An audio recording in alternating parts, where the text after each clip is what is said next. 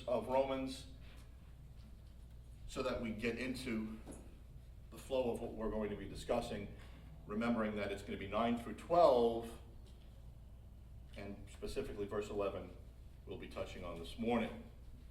Romans 4, verse 1. What shall we say then that Abraham our father, as pertaining to the flesh, hath found? For if Abraham were justified by works, he hath whereof to glory, but not before God. For what saith the Scripture? Abraham believed God, and it was counted unto him for righteousness. Now to him that worketh is the reward not reckoned of grace, but of debt. But to him that worketh not, but believeth on him that justifieth the ungodly, his faith is counted for righteousness. Even as David also describeth the blessedness of the man unto whom God imputeth righteousness without works, saying, Blessed are they whose iniquities are forgiven and whose sins are covered. Blessed is the man to whom the Lord will not impute sin.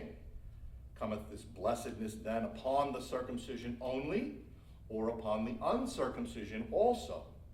For we say that faith was reckoned to Abraham for righteousness.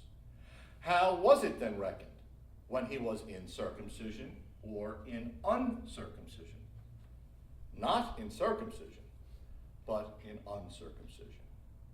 And he received the sign of circumcision, a seal of the righteousness of the faith, which he had, yet being uncircumcised, that he might be the father of all of them that believe, though they be not circumcised, that righteousness might be imputed unto them also.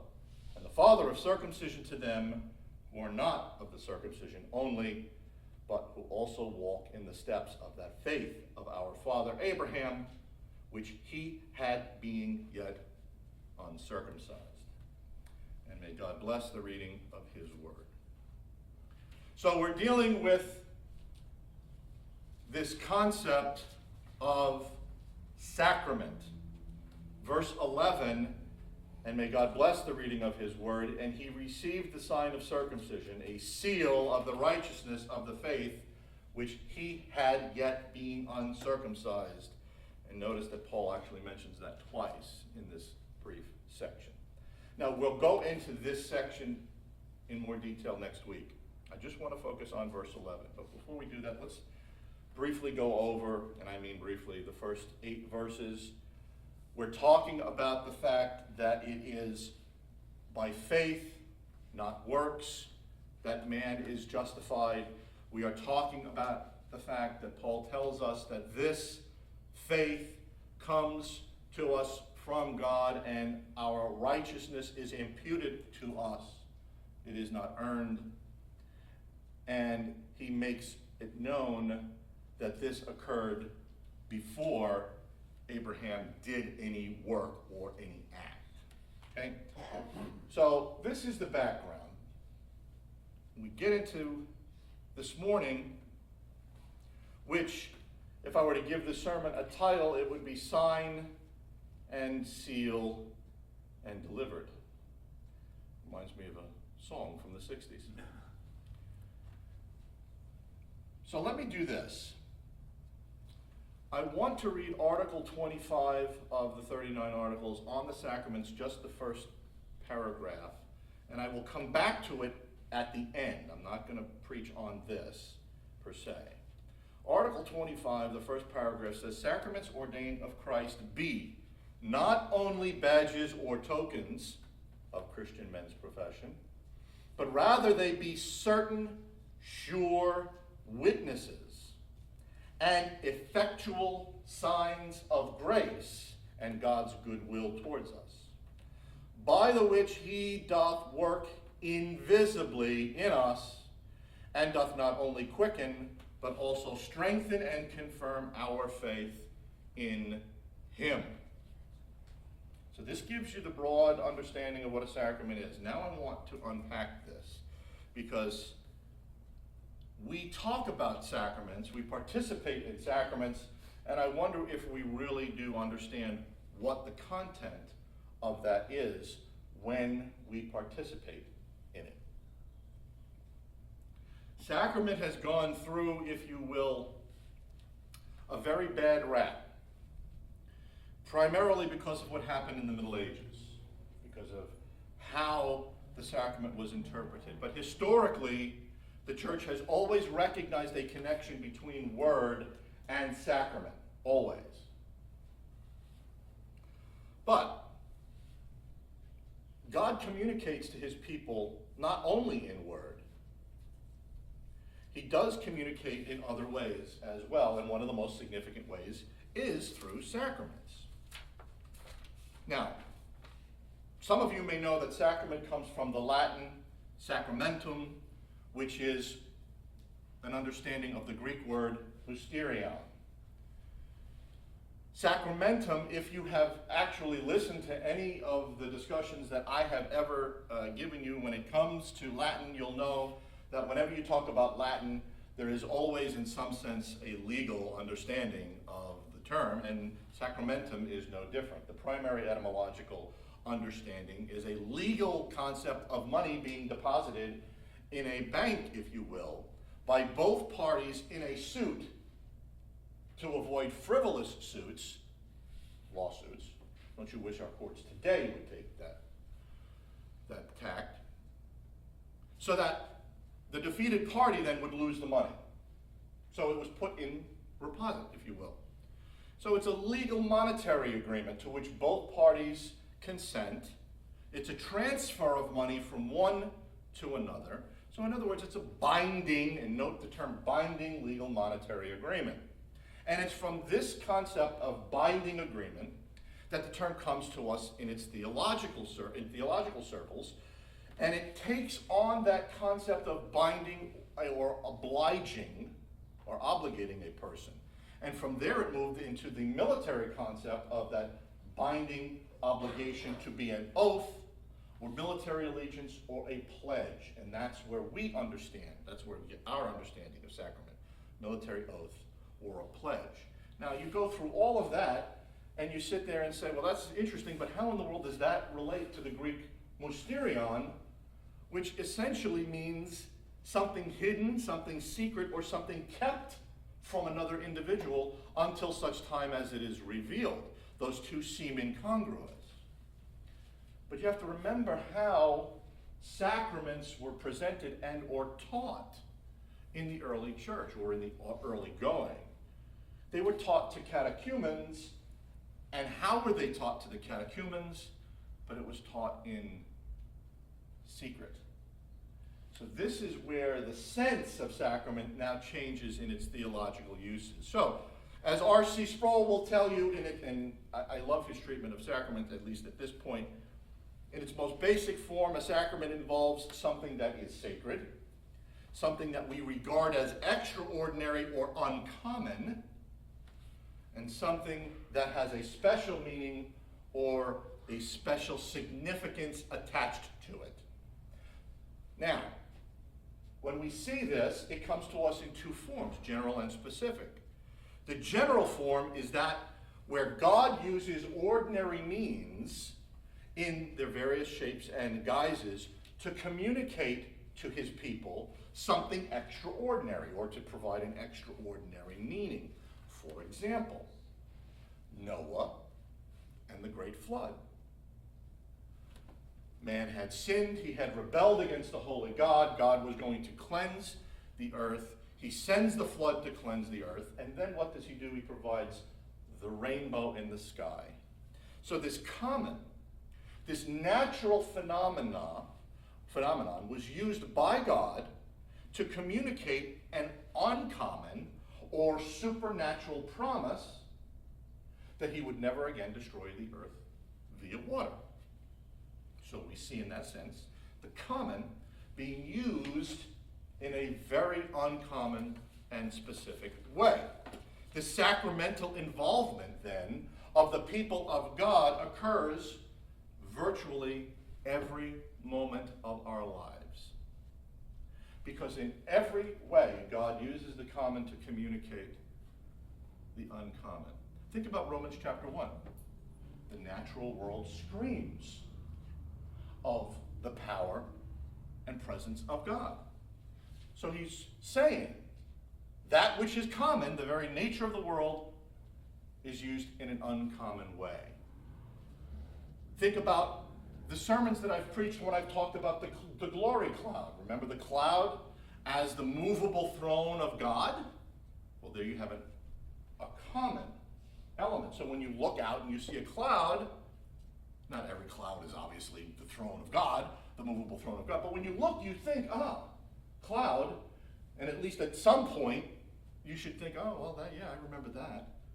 How about the mountain? The top of the mountain being the dwelling place of God. You look at a mountain, and you look at the pinnacle of a mountain, and you think, cloud descends in the mountain, dwelling place of God. So these are common elements, common features of our lives, our everyday lives that God uses in an uncommon way. Think about the patriarchs. Think about Jacob. Jacob, at night, wrestles with God. The next morning, what does he do? He takes a rock, he takes oil, he anoints oil on the rock, and suddenly that becomes what? Bethel. It becomes Bethel, and it becomes the house of God. Now, one of the things that R.C. points out when he talks about sacraments is he talks about the influence anthropologists have had on understanding of sacrament. Anthropologists have gone all over the world. They've gone to all of these tribes, these various places, and one of the things that they have found is that every religion has two things that are common to it: sacred time and sacred space. We've already seen the sacred space. Jacob, Moses ascends Mount Sinai, and what happens? He walks up to the mountain, the burning bush, and out of the bush Yahweh tells him what? Take off your shoes because you are on holy ground. Well, dirt's not holy. It's holy because of the presence of God. That is sacred space. So it is at this point that we see the divine and the human, we see the creature and the creator intersecting. For us, the church calendar marks sacred time. We just came through Palm Sunday and Easter. Lent. We're in Eastertide. This is all sacred time. Where Jesus has his last Passover. He really desired to spend that last Passover with his apostles.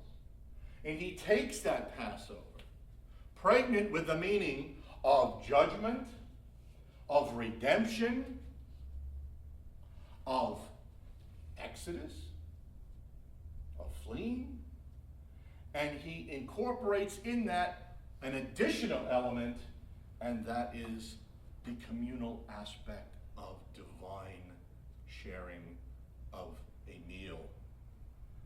So he now takes that sacred time and makes it even more profound for us.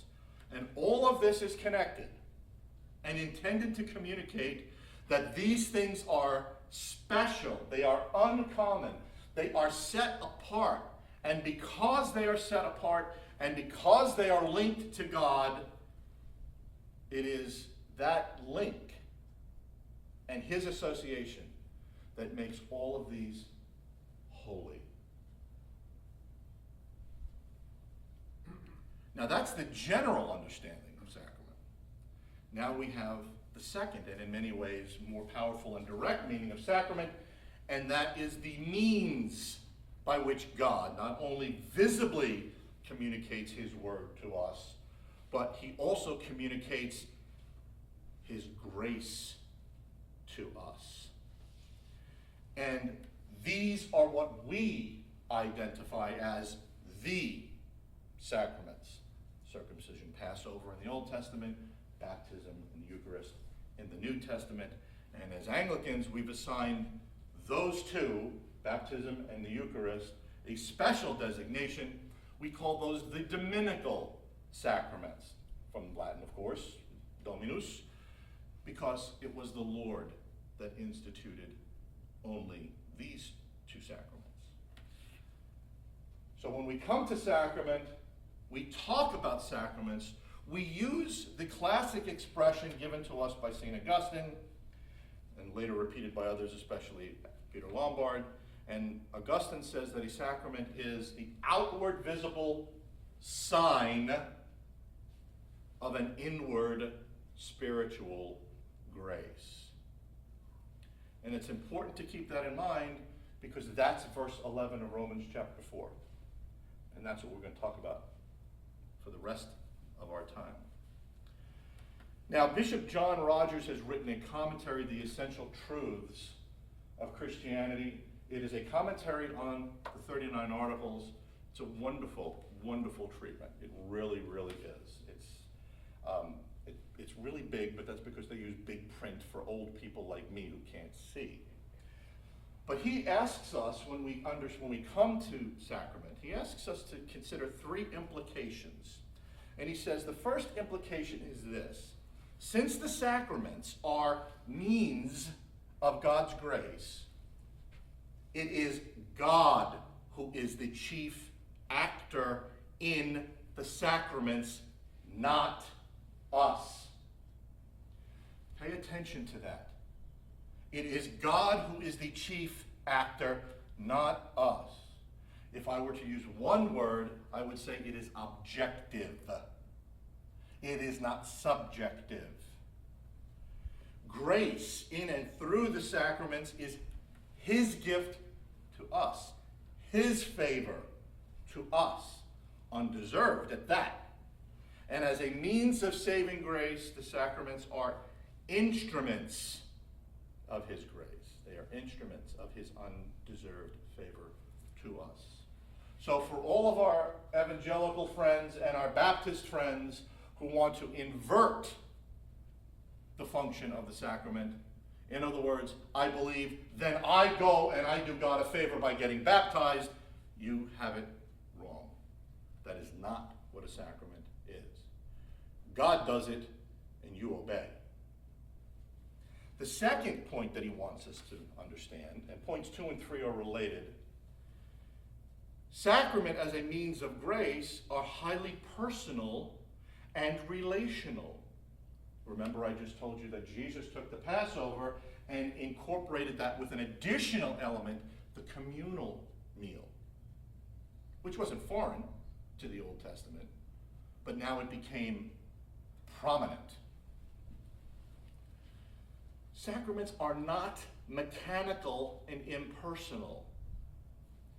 This means that grace is to be received by the sinners as we repent, as we exercise our faith in believing in Christ, and as we humbly respond to Jesus. Your heart must be involved. The mere performing of the act doesn't make it a sacrament, much to the dismay of our Roman friends. And that leads us to the third point, which is connected to the second. By virtue of the fact that the sacraments are a means of grace, they are not the thing signified. In other words, they are not the grace itself. Rome teaches all I got to do is take it because the grace is right there, inherent in the wafer. Well, that's not what it means to be a means, a channel, a vehicle. Let me give you an illustration. Do we all have telephones? Do you use a telephone? You don't? Oh, okay. I'm just checking to see if you're awake. Telephones are used to converse, correct?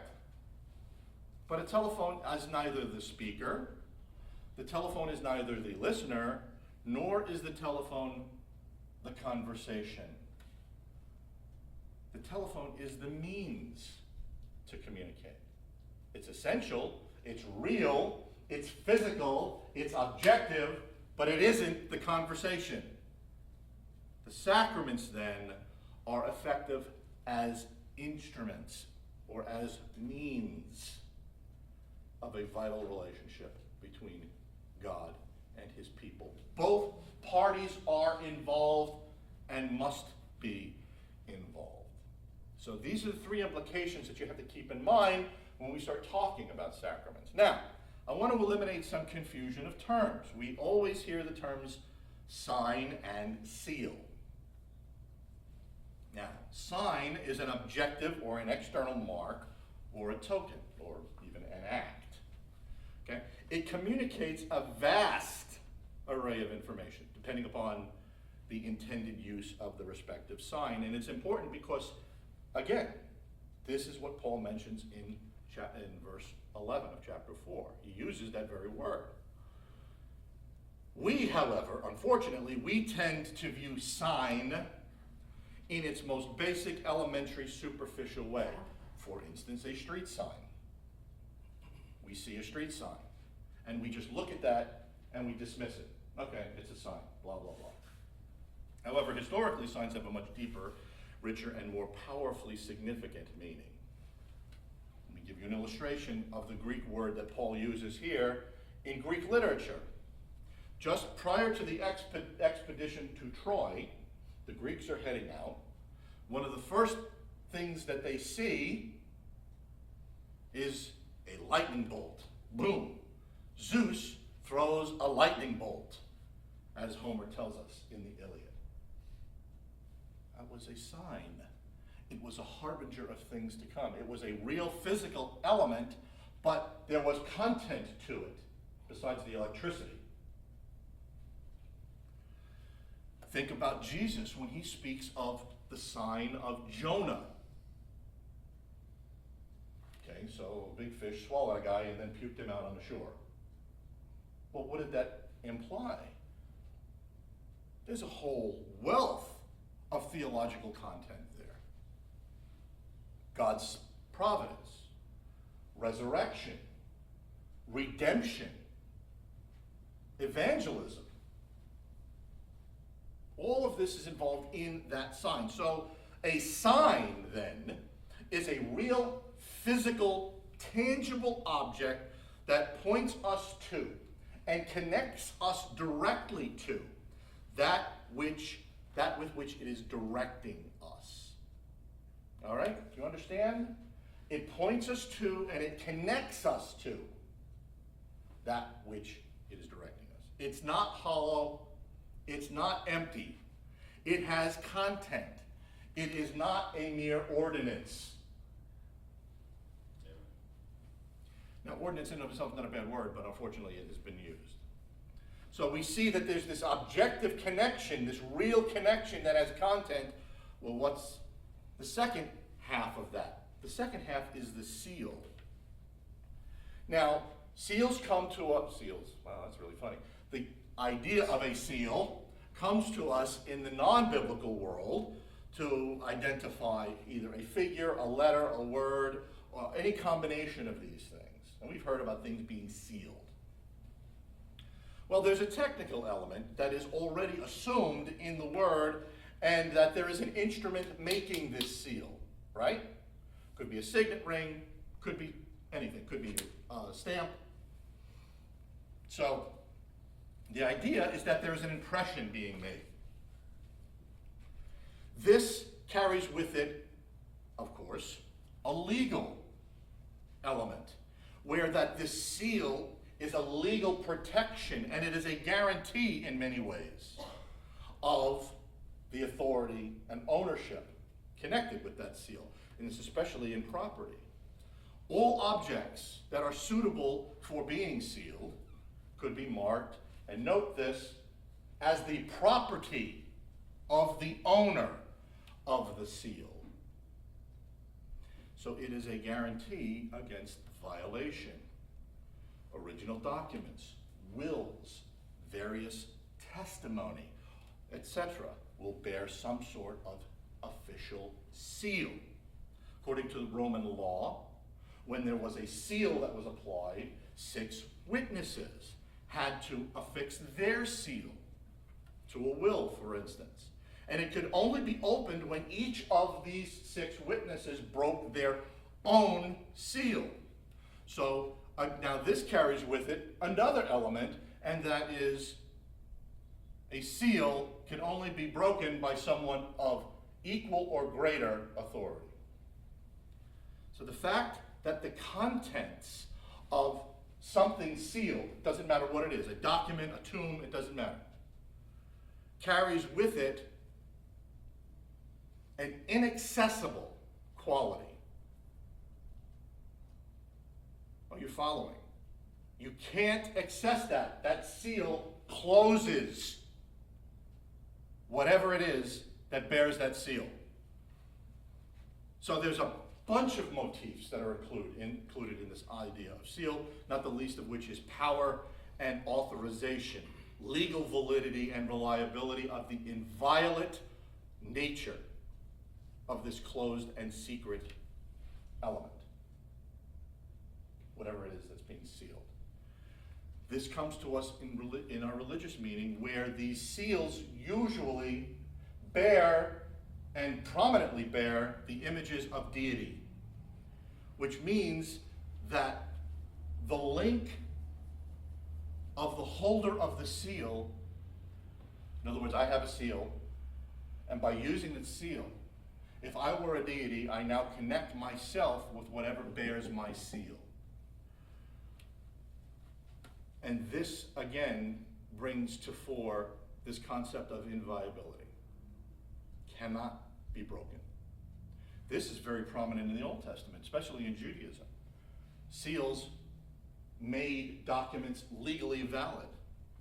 Seals were used to protect any document against an inappropriate or premature disclosure. It prevented people from reading the work. Now take that concept of a seal and apply it to the book of Revelation and the 7 seals. Think of Joseph. Joseph was authorized to use Pharaoh's seal. Daniel in the lion's den had Nebuchadnezzar's seal. Esther received the seal and the authority of Artaxerxes. Seal in the Jewish mind and in the Old Testament protected and gives the protection of law by closing it in secret. And finally, it's important for us to understand this history of the word in the Jewish sphere because it's connected with circumcision. Circumcision is called a seal. Paul calls it a seal in verse 11. The idea of the seal in this context offers many themes when we interpret circumcision. That of the sign of righteousness. Paul says it here, but it's also from Genesis 17, verse 11. Identity is designated in the seal. Membership. You bear the seal, you are a member of the covenant community. Ownership. The seal you bear indicates who owns you. And finally, the idea of power and protection. Nothing can happen to that object which bears the seal because it is protected by the owner of that seal. In the New Testament, we see seal used for physical objects, specifically in the tomb of Jesus. It had the seal of the Roman Empire. But Paul uses it in the epistles to talk about circumcision on the one hand and the endowment we have of the Holy Spirit on the other. And both of these images are linked to the concept of seal. The sign of circumcision is conceived as the sealing or the ratifying of righteousness of faith. We see that in this morning's text. With Abraham, especially when he was uncircumcised. See, circumcision does not replace justification, which is what wound up happening in Acts. It follows and it confirms justification in the case of Abraham. Sealed, to be sealed, denotes membership. Membership as owned by God. Don't you understand now why it becomes so paramount that we confirm and we catechize our children? Because when we place the seal of baptism on them, we are saying they are owned by God, and it is now our responsibility to ensure that they grow up in the faith of God, to confirm that righteousness that they have through God's word. In sealing the believers, Paul tells us in 2 Corinthians 1 and Ephesians chapter 1 and chapter 4 that we are sealed with the Holy Spirit. The Holy Spirit is that pledge that I've mentioned to you in Sacramentum of God's guarantee of being involved in our lives. The Holy Spirit as the pledge of the inheritance that we have. The Holy Spirit now becomes the seal with which the believer is marked, with which the believer is appointed, and he is kept, or she is kept, for the day of redemption. It shows that that believer is God's possession until the day of redemption. So all of the people that get into this nonsensical discussion about eternal security do not understand the nature of being sealed with the Holy Spirit. The decisive thing for Paul is that it is God who is at work. It is God who is at work, not only in justifying, but also in the sealing. And that sealing makes us God's possession. So, let me sum up. A seal is an instrument by which a desired mark or impression is made. To apply a seal is a legally binding act which designates that whatever bears that seal bears the image of the owner or originator of that seal. To apply the seal, it must be witnessed to make the seal of legal effect. Remember the sermon I preached on what it means to witness. And since we're coming up on Pentecost and I couldn't record that the first time, I may actually have to preach the sermon again. That witness is a testimony of commitment to death. And who is a greater witness than God with the Holy Spirit? It indicates that the bearer of the seal is the possession of who or what image is manifested on that seal. And what is the seal on us? The Holy Spirit himself, the third person of the triune Godhead. And that seal can only be broken by someone equal to or greater than the one whose image is on that seal and who is greater than the triune God. Who can steal your salvation? And we will get to that when we get to Romans chapter 8. The seal, once affixed, is closed, and it is unreachable until such time as that seal is broken by its image bearer. And will God ever abandon his people? Being sealed protects that which bears the seal from a lesser individual attempting to access the contents of that seal. No one has access to us but God. And if that's not enough, all of this in the concept of sacrament points to another important factor, and that sacraments are closely connected with and really dependent upon the doctrine of the church. And this drives our Protestant friends absolutely insane, because this is what our buddy Charles likes to harp on: incarnational theology.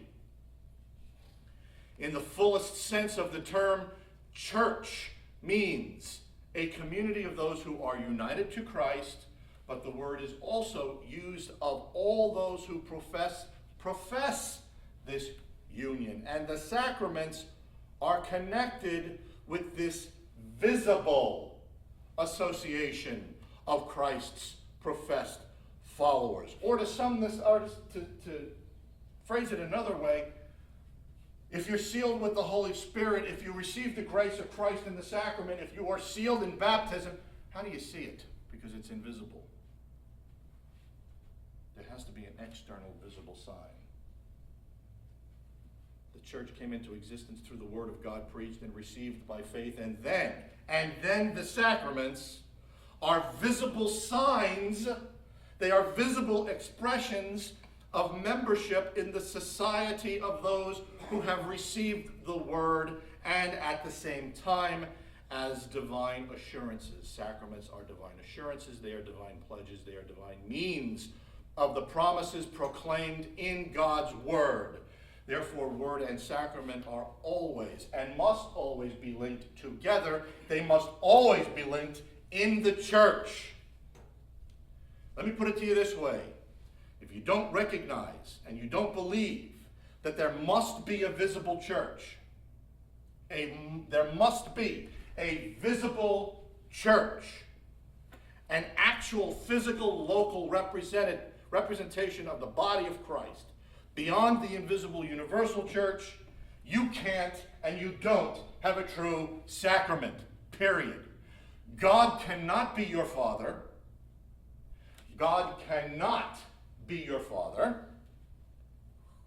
unless the church is your mother. And how do you know that God is your father? Because your mother gives you the food to understand your father. And that food is word and sacrament. You can't have a true sacrament unless your mother gives it to you. Now, I promised you I was going to close with Article 25, so let me take just one sentence and talk about it. The sentence that says the sacraments are certain, sure witnesses and effectual signs of grace. Luther and Calvin both gave the concept of witness of the sacraments special prominence in their theology. Listen to what Calvin says. Calvin, that Presbyterian who didn't believe in anything that had to do with ecclesiology, Calvin said this in the Institutes, Book 4, Chapter 14, Paragraph 22, in case you want to check. Baptism testifies. It is a witness, listen carefully, that we have been cleansed and washed. The Eucharistic Supper, that we have been redeemed. Richard Hooker, our own blessed Richard Hooker, says, the sacraments are marks whereby to know when God doth impart the vital of saving grace of Christ unto all that are capable of receiving. Even in our Eucharistic celebration, we see that the holy mysteries of communion, and I'll extend it to baptism as well, are the pledges of God's love, and by them God, we say this, do we not, every Sunday, assures us of his love and goodness towards us. They are witnesses. They are visible signs of that invisible grace that we have from our Redeemer. And if that isn't enough, they are effectual signs of grace. The sacraments are signs that carry the effect with them. They are means, they are channels, they are vessels whereby we receive the same spiritual grace of which it is an outward, visible sign. If you partake of the Eucharist, if you are baptized, you can be assured, you can be guaranteed, you can bet your life on the fact that if you receive that in faith, you have received the grace of God, period. They are so closely together. This is what created the problem with Rome. Rome said, yes, they're linked, but Rome made them identical. And we recognize that, no. Remember Abraham. Remember Abraham. It was the righteousness that God imputed to him, and then the sign pointed to that righteousness. The sign was real. It was physical. But it pointed to that righteousness, so that following Abraham, every infant had to be circumcised. Because it was then that the sign took on its content. Because that one man, in his faith, in his obedience to God, connected it to righteousness. These sacraments then are not only a picture of grace, but an actual means of receiving that grace. It not only typifies, but actually conveys it. Again, and I will close with the Venerable Hooker. He states it this way: the sacraments are means whereby God, when we take the sacraments, God delivereth into our hands that grace available unto eternal life, which grace sacraments represent or signify. Sacraments, now you understand what it means to say that they are an outward, visible sign of that inward spiritual grace that you have from the throne of God, directly and immediately by faith, to your